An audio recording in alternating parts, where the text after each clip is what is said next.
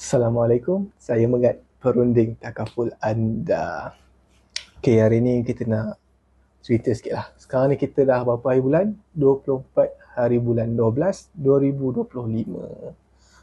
So, orang kata nak ke penghujung tahun dah. Lagi berapa hari? 8 hari, 7 hari macam tu. Nak tamat dah bulan 12, 2025 dan akan masuk 2026. Jadi saya nak ucap tahniah.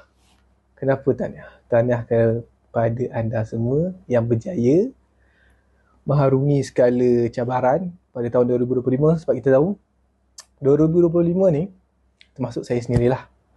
Orang kata tahun yang agak mencabar dari segi kewangan adalah yang first, kewangan, ekonomi. Dari segi orang kata kesihatan dan sebagainya lah. Tapi Alhamdulillah kita berjaya. Jadi tahniah dan bersyukurlah kerana kita berjaya mengharungi 2025 dan hampir sampai ke penamat dah. So yang tu adalah yang pertama lah, tahniah kepada semua.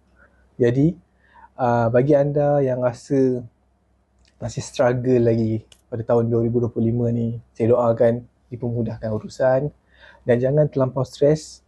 Sebab orang kata kalau kita terlampau memikirkan satu perkara, dia akan jadi lebih banyak masalah. Biarlah kita fikir, cari jalan keluar daripada masalah tu.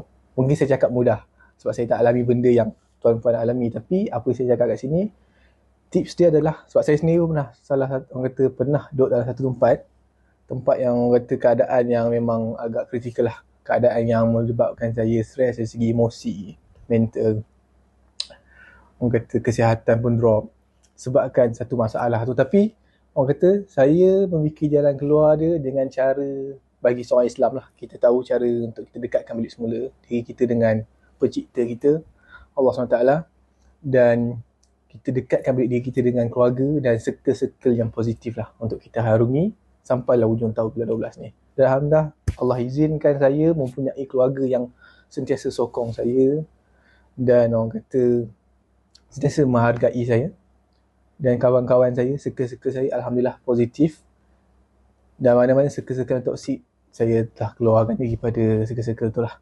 So kita kena pandai jaga diri kita, hargai diri kita. Yang paling penting kita hargai diri kita dulu. Okay, itulah pesan saya untuk anda semua. Sebab hari ni saya tak naklah tentang takaful, sebab banyak, saya nak lebih kepada diri kita sendiri. Sebab kalau kita tak hargai diri kita, kemungkinan